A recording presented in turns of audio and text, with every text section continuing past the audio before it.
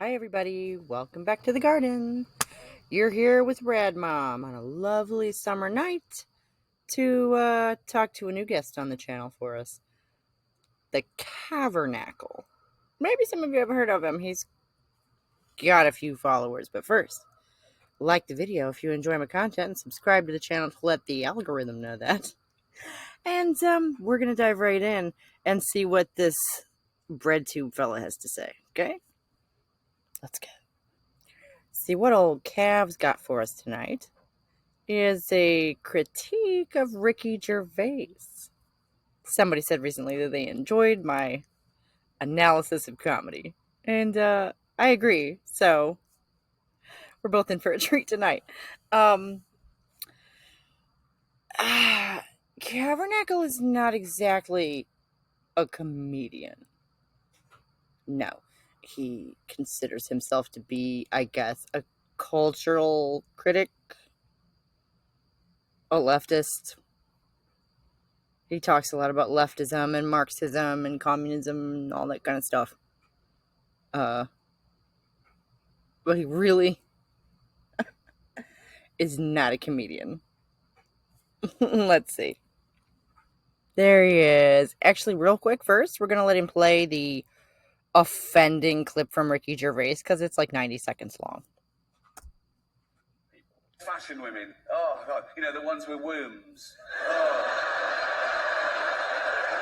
Those fucking dinosaurs. No,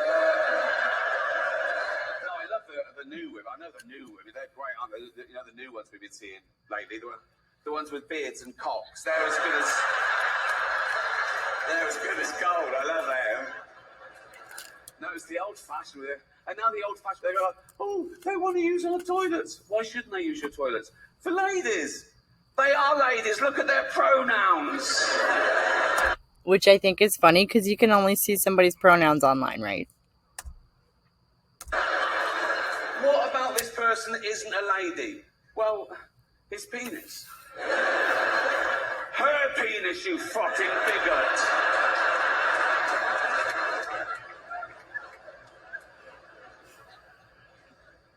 What if he rapes me? What if she rapes you? You fucking turf whore. Ouch. So I really don't understand what the joke is supposed to be. And that's the thesis of his video. That he doesn't understand. And no, he doesn't. But, like, alright. Anybody who's been, involved in any of these conversations on any kind of social media understands that Mr. Gervais is simply quoting them verbatim. Right? I personally have received numerous death threats over the years.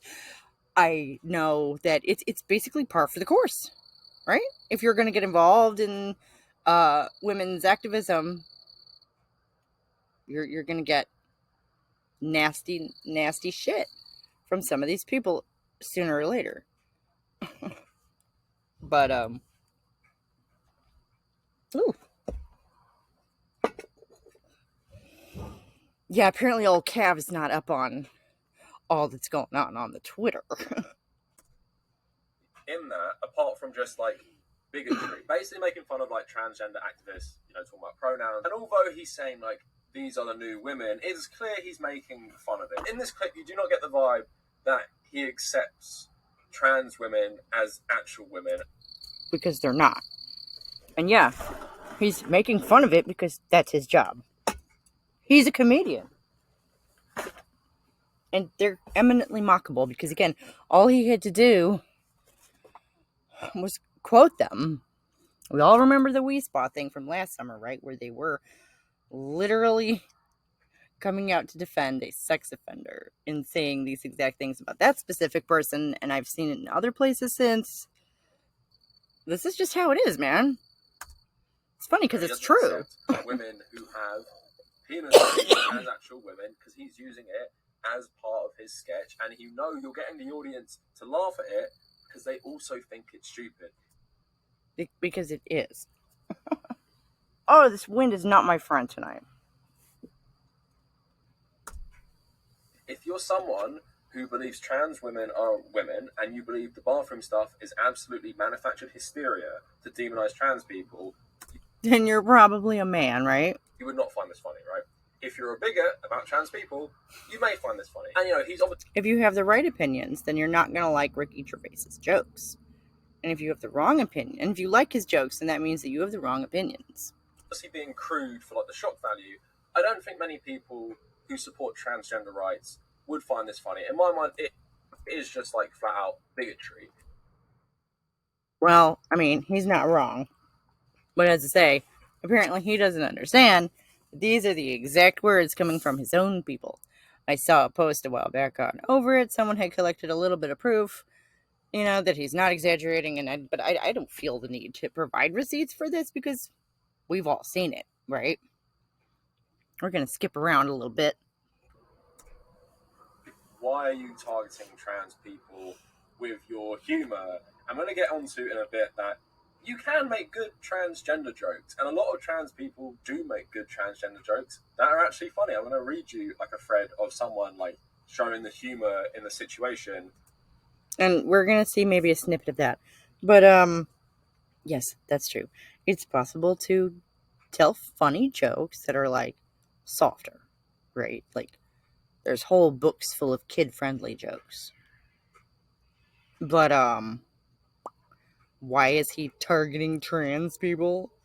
Could it be because they're suddenly inescapable? You know, it's the same thing I said about Chappelle last year. They're talking about it because it's topical. They're taking the piss out of it because it's the hot thing right now. That's what they do. It's literally their job. But just bigotry about it is not funny at all. And like this guy saying, one of the most famous comedians to come out of the UK, you spend part of your routine demonizing a group of people who are already heavily demonized, literally going through right now a period where they're being attacked by society, governments, laws passed against them. Where exactly is that? I haven't heard about the UK passing any laws against anything, although I guess that our side's made some inroads over there, so yay. But I know Canada is pretty bleak. And the United States is in the process of tying school lunches, the funding for school lunches, to adhering to gender ideology. Yeah, you know, and there are a couple of states that already have laws in the pipeline, in the works,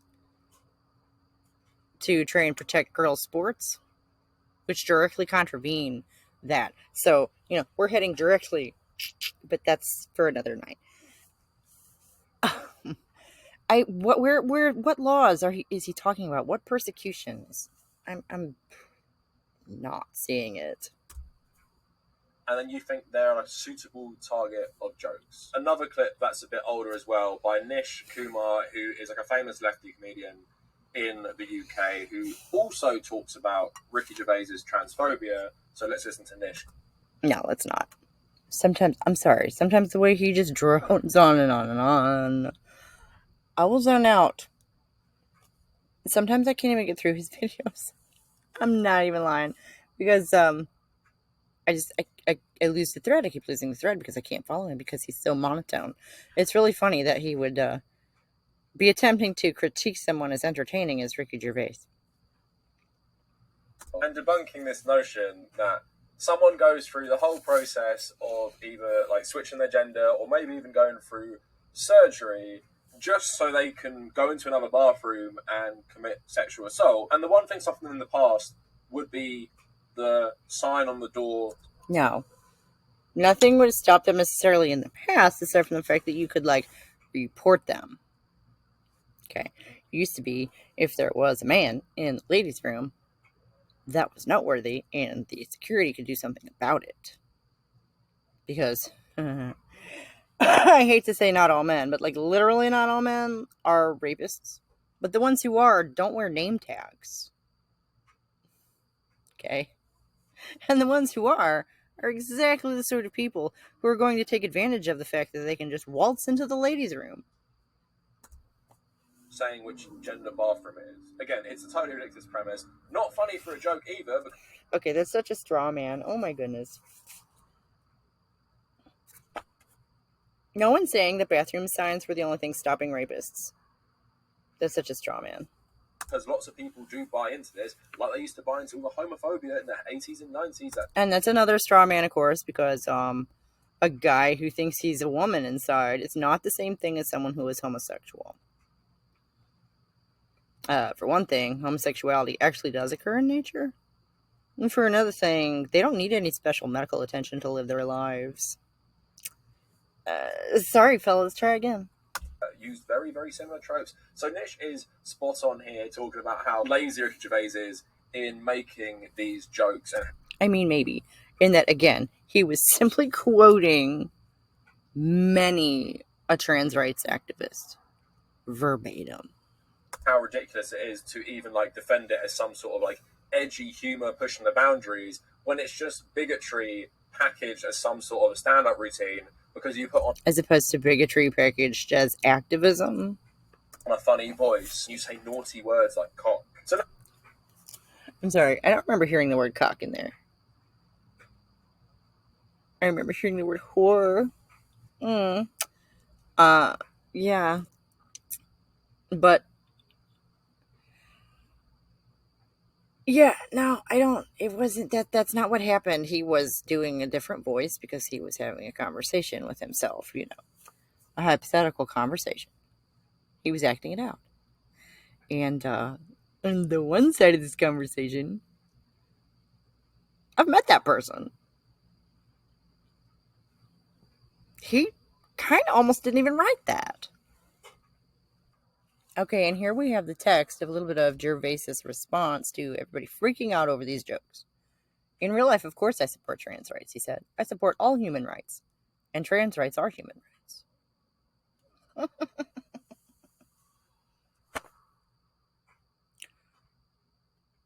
Yeah, I think that's what a lot of us have been saying, right? Like, their right to what? What rights do they not already have? Right? Of course, we support their human rights. And we don't want to erase them or deny their existence. Well, not as physical living people, anyway. Gervais also said it's mad to think that joking about something means you're anti-it. So I think that's a valid point. Ricky Gervais seems to think that because he's doing a stand-up routine, he can essentially kind of like embody a character and say like the most offensive thing for a laugh. Like that's the logic he's using in the response to the backlash. Like, No, Kavernacle seems to have misunderstood him again. I love how he started out the video by saying that he doesn't understand what's going on and then talks about it for over half an hour. So I felt compelled, to educate the man. Since he seems to take such pride in understanding things. So, let's try it again. I think that joking about something means you're anti-it. So Ricky Gervais seems to think that because he's doing a stand-up routine, he can essentially kind of like embody a character and say like the most offensive thing for a laugh. Like, right. No, I don't think that that's the logic he's employing here. I think that he is, perhaps engaging in a little bit of wordplay and a little bit of a doublespeak. I'm guessing ironically, but yeah, he's not on the one hand saying, oh yeah, I'm totally a trans rights activist and I'm totally in the bag and on the train, and then on the other hand implying that trans women aren't women. No. Trans women aren't women, and he is observing that, and he is observing the kind of shit that they say. Because observational humor is a well-established mechanism type, whatever flavor, genre of stand-up comedy. It's very, very classic stuff. But that's the logic he's using in the response to the backlash. Like, I do actually support trans rights. I'm just taking like the most controversial position. I support human rights, and I'm going to point out how ridiculous these people are. These particular people are being.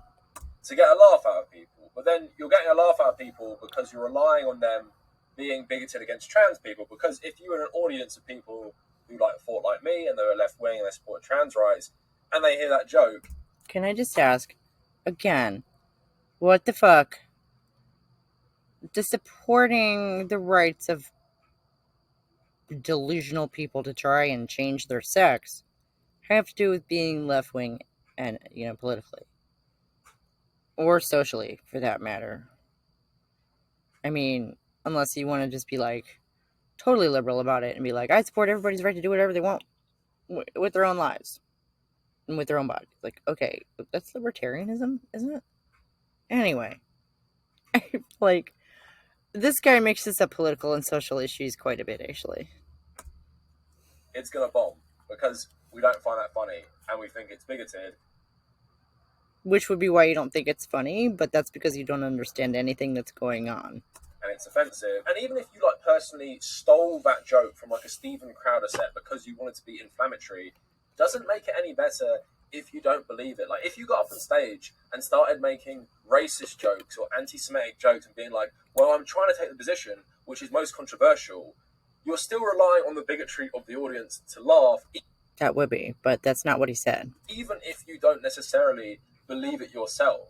And stand-up is that weird line where, yes, maybe you are playing an exaggerated version of yourself, but it's still like the Ricky Gervais stand-up show. You're not playing David Brent. You can't pass it off being like, yes, David Brent is offensive, like by accident, or he is a horrible person, so he is offensive. I'm not David Brent. I was just doing that as part of like my routine. But because only a horrible person could possibly think that women don't have penises. This is the Ricky Gervais stand-up routine, and like Nish was saying, it's just fucking lazy. It's a lazy joke. They're not good jokes. They're not funny. I kind of wish that I had left that in, because that fellow, I don't think, tells a single joke. He literally just stands up there and rants about how bad Ricky Gervais is, and at one point just slips into saying fuck Ricky Gervais repeatedly. And that's the fella who he is saying had so many great points. It's literally just relying on bigotry to make people laugh. Now, on that... No. You're relying on, like, people's fear of being perceived as bigoted to keep them from actually thinking about any of this shit. Note, a user called It's Chloe Now actually wrote a thread of saying funny things about being transgender, which isn't offensive, which doesn't rely on people being bigoted. It's just funny because you can make good trans jokes, and I see trans comedians constantly make good trans jokes and funny ones because they have that experience, because they know what is actually funny about the situation.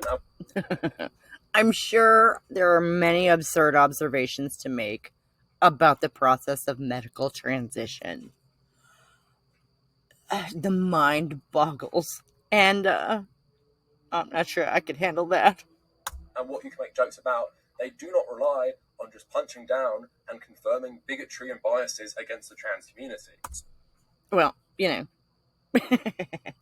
he was kind of acting out the bigotry of the trans community, honey. And that's the part that you just cannot seem to wrap your mind around. You can point to some of like the hassle these trans people have to go through, or the transgender community have to go through, and you can point to things that are like maybe relatable for them, but can be funny to everyone. Like when you talk about things like this, like throwing out your wardrobe, or the process of changing things like your driving license, that is like right for comedy. Like this person said in their thread, saying like trans person going to rape you in the toilet with their cock. What's funny? Nothing. The funny part is the absurdity that we're having to have this conversation. And the people we're trying to have this conversation with are completely delusional. It's a laugh or cry, so, he made us all laugh about it for a minute. And I personally thank him for it. I don't see the joke. What is actually the joke of that? The joke is... How many times am I going to explain this? I'm not going to explain it every time he asks because we'll be here all night. I'm going to say something bigoted in a funny voice, like I said before. Not funny to me. So, of course, if you browse Reddit, if you browse conservative news sites, they are loving this new Netflix special. I admit that I really kind of I don't browse conservative anything. Unless I'm doing research for an article or something. But they really are having great fun with their new sparring partner, the trans community, aren't they? The conservatives. Yeah, I've definitely noticed that. It must be really nice for them to actually be on the right side of something for once. Same way they loved the Dave Chappelle one, and not because they necessarily totally agree with every political statement that Dave Chappelle or Ricky Gervais have made in their lives. It seems very doubtful that they would, considering Dave Chappelle has said a lot about the black community. Ricky Gervais has said a lot about how much he hates religion. Okay, I'm not sure if any conservative person would have any problem with any of the stuff that Dave Chappelle has said about the black community. But he does rip on rednecks quite a bit too. About how much he doesn't like conservative politicians, and they're using bigotry in the guise of comedy. And people like me are saying, well, that's pretty offensive. Okay, so this fella, Kavernacle here, is apparently our resident expert on both bigotry and comedy. And how never the twain shall meet. It's comedy's not subjective at all. And one person's comedy is not another person's bigotry. No. That never happens, right? Punching down, where it's like, well, the left don't like humor. The left can't take jokes. The left want. I don't think that, like, you're willfully not understanding, I think, what's going on here. Because I want to give him the benefit of the doubt that he hasn't seen any of this shit out in the wild, but I don't know. It's, the Young Turks were saying the same thing. Everybody was saying the same thing about Chappelle last year. It's not funny. It's just not funny. I don't get it. It's just not funny. Like,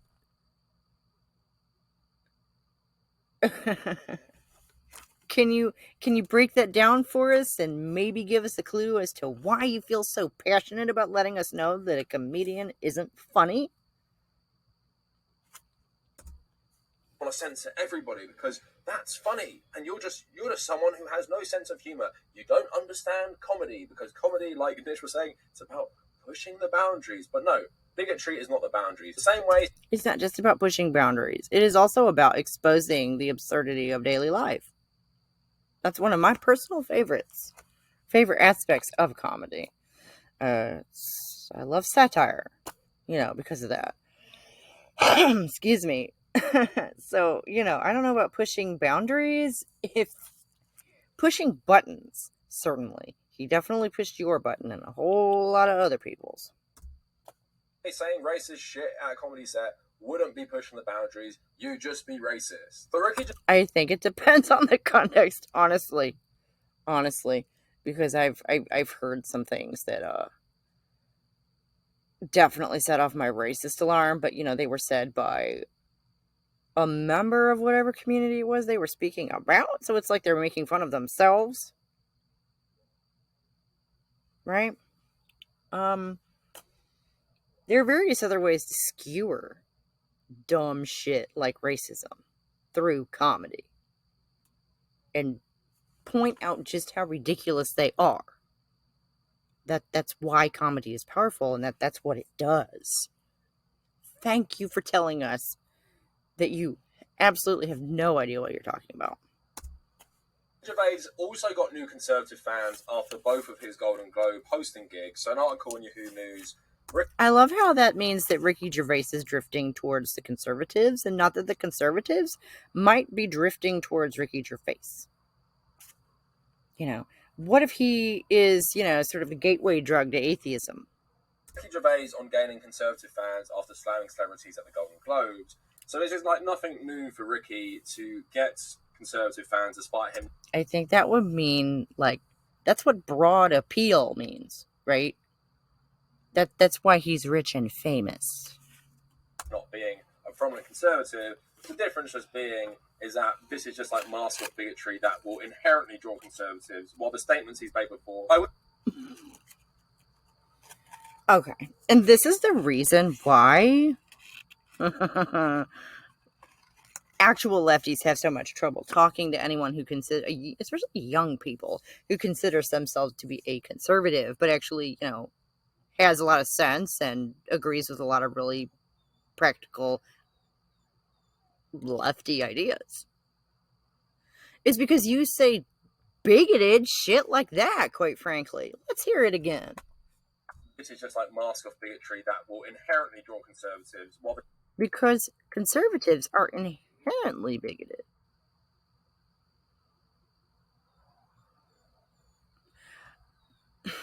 And I understand that position.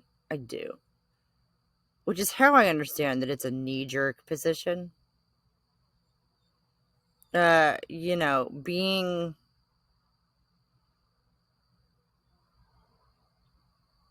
okay with the way things are, or afraid of change, or just generally an old-fashioned sort of person. Doesn't necessarily make you racist or whatever.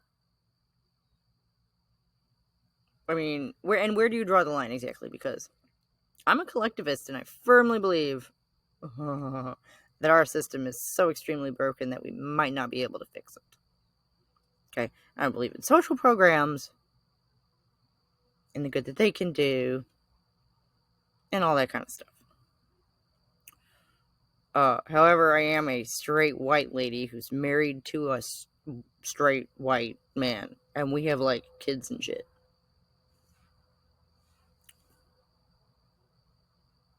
So, I mean, does that make me a conservative? By some people's metrics, yeah, it does. Which I think is absurd, because again, that's mixing up, like, the social and the political. Of course, they intermingle and they mix and they affect one another, but, like, when we're having just pure ideological debates, we really should be clear about what we're talking about. The statements he's made before, I wouldn't say inherently draw conservatives in. So Rick... No, they don't, because he's for his entire career been an outspoken atheist, and I think, he's going to go into that in a minute, but, like, Ricky Gervais is not a conservative by any stretch of the imagination. No.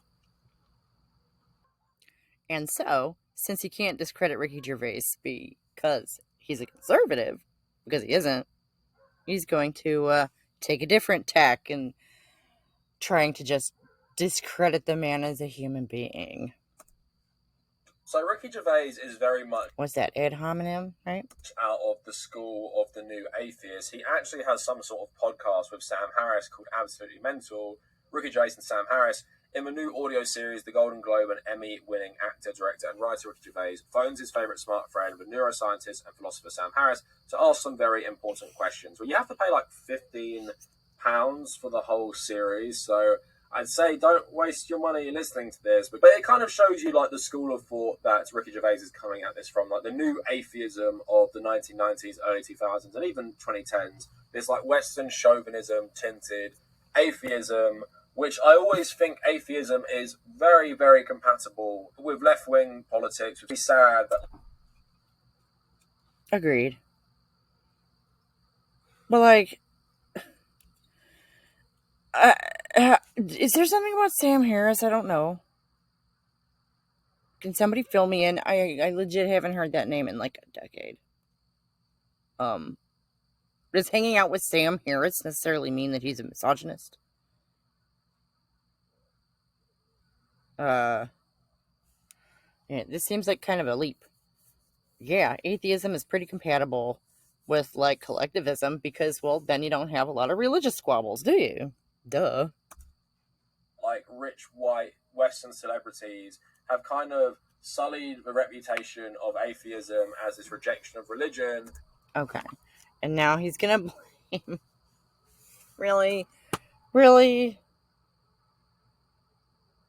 You're not settling for, just discrediting the transphobe. You have to blame the failure of atheism in general to, like, catch on with the larger public on him as well. Because he hangs out with Sam Harris. Like, okay, I'm pretty familiar with Ricky Gervais's work. I'm not like a super fan or anything, but I've seen a couple of his movies, and I've seen a few episodes of, The Office and this and that. And he tends to poke fun at misogynists a lot. Which kind of tells me that he understands that that's stupid. Where it turns so many people off taking it seriously, when I would really like people to see that atheism is by extension a rejection of the control of us in society, and often goes hand in hand with the uphold of the capitalist status quo, and rejecting fantasy, rejecting myths, and rejecting religion essentially as a Rejecting fantasy? Really? You're upset with people like Ricky Gervais because the general public hasn't latched on to something that rejects fantasy? Really? Do you hear yourself? But women can have penises. Political tool to control you, which it always pretty much has been, especially organised religion, is something that most leftists should do. But I feel like people like Sam Harris, Ricky Gervais, and by extension, like a lot of people who are like them, have turned a lot of people off atheism in general. Right. As opposed to, YouTube loudmouths. There was a whole movement of y'all a while back doing the, Christian critique thing, the religious critique thing. And that got toxic real quick. Several of those guys are like manosphere guys now, right? Mm-hmm. Another funny thing is about his like new conservative fans is Ricky Gervais wrote this article for. Okay, wait. Okay, here we get a Brit talking American politics in 3, 2, 1. Take it away. And how they've been manipulated over time. And although I feel like a lot of new atheists now are like centrist Western chauvinists, I don't think too many conservatives, like proper American conservatives, are okay with atheism.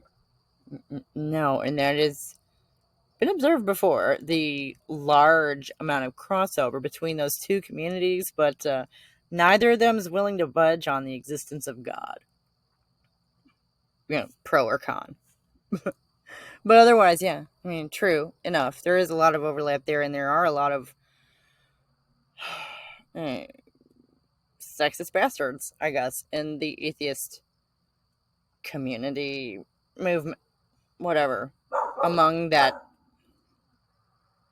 those people, a lot of them are,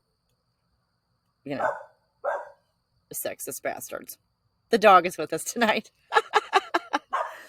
Oh my gosh. So, but I don't know that you've given us any evidence that Ricky Gervais is one of them. And like, most conservatives in America would not vote for an atheist. My understanding of the last time they asked about that was that pretty much nobody would vote for an atheist in this country, which confused and annoyed me. Would not tolerate, their children being atheists and things like that.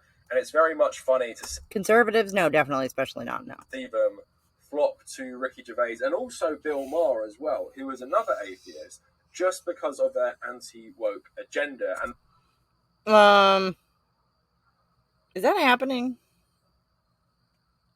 He hasn't shown us any evidence that that's happening. Like, he doesn't either. I skip over, like, the Twitter threads and whatever, because ain't nobody got time for that. But, he doesn't. There's no evidence of that in here anywhere. And they adopt these figures because they're famous public figures who say these anti-woke things. And they're just like, that's what we can make them known for, being anti-woke. And maybe they will play into that, like Bill Maher definitely has recently. Okay.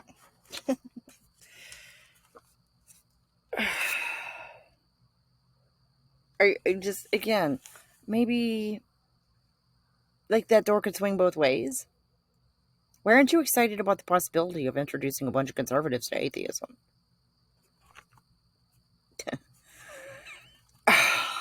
I don't know. Like, it's like you admit that those people have no patience for the majority of Gervais's message. So what are you talking about flocking to him? You know, they're enjoying the fact that somebody called y'all out. A lot of people are. But when you look into their beliefs a bit more, Bill Maher less so, where I believe he does have more conservative views. But Ricky Gervais is kind of like your typical liberal, and the only reason they like him at all is just the anti-woke stuff. Right, so, you know, they're going to get 5 minutes into the special and be like, what the hell is he talking about now? Oh, turn that shit off. Read today of Ricky Gervais really kind of isn't compatible with American conservatism. No. But by and large, I feel like comedy based on bigotry and his justifications for it really aren't good enough for me. And if you are a better... But the idea of a woman with a penis passes muster? Really? Clearly you're someone the world should be listening to. A comedian, just write better content that isn't punching down on one of the most marginalized communities and literally making jokes which fundamentally rely on people's hatred of that community. All he did was quote him. He's relying on the hatred from the community. And they deliver. Reliably. Shoot, I've been making videos off of that. Off and on, you know. I've tried to branch out because there's so much. I could literally do this all the time. People do. And, you know, I will link to this video down below if you want to watch the entire 32 minutes. But, I think you get the idea. He doesn't get the joke. And I think that, you know, theoretically an atheist is a skeptic, right? It makes perfect sense to me that a few of them would be skeptical of the new religion. So, that's been our time with the Kavernacle. And the video is literally titled, How Ricky Gervais Became a Conservative Hero for His Anti-Trans Jokes. What? You just laid out for us why. There is absolutely no way that he's going to embed himself, especially with American conservatives. Not going to happen. They might see that clip on Fox News and laugh at it. Hell, they might share it on Facebook. But, yeah, he's not their new hero. That's a bit of a stretch. But, you know, he did speak out against the trans, didn't he? So he has to be discredited somehow. He has to be conservative or connected to conservatives or a chauvinist. This from the man who just told us that women can have penises. I mean, takes one to know one, I guess, right? These guys are kind of ridiculous. And, like, this shit has 36,000 views. You know. Maybe share this somewhere. We gotta, you know, give them a run for their money. At least we gotta try. Because this shit is ridiculous. They're disseminating this nonsense. Just so many people. And some of them are probably very young and impressionable, of course. But, like, this fella, he does a lot of kind of leftist politics, mostly. And he seems to think that trans rights is a political issue. You know, because he obviously thinks that trans people, like, exist. And, you know, watching British people talking about American politics is always really funny. And I'm not going to sit here and pretend that I know everything about British politics, because I don't. But, like, I feel like this guy's actually read Marx and that kind of thing. So, he has a tendency to have a pretty good understanding of collectivist topics.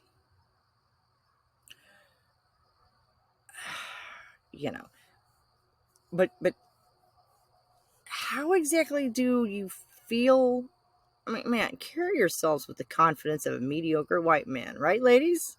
How exactly do you feel entitled? How do you have the confidence to comment to such extent and at such length? I mean, this is just one. He does touch on this fairly often. These sort of, the trans rights topics.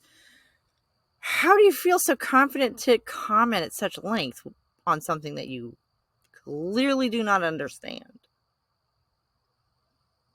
Like the bathroom thing is so simple. They don't wear name tags. That's why the separate facilities exist. Because the majority of sexual crimes, or any kind of crimes, violent crimes against women, are done by men. A few men. But they're prolific, and they don't let you know who they are in advance. Matter of fact, they are probably the ones that are going to do their damnedest to cozy up to you. Right? I mean, wolf in sheep's clothing, hello. It's an old fairy tale.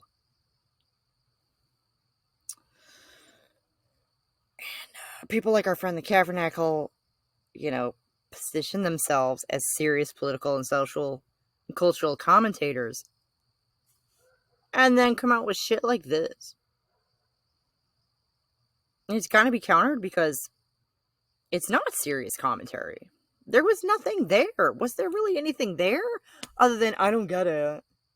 Genius. Well, we gave him what for, didn't we? Like the video if you had a good time coming out here with me tonight, and subscribe to the channel for more stuff like this and more blog readings and all kind of other plans I got in the works for you coming up this year. And thanks for sticking with me. And this guy here, boy, have a good night. I'll see you next time. Bye.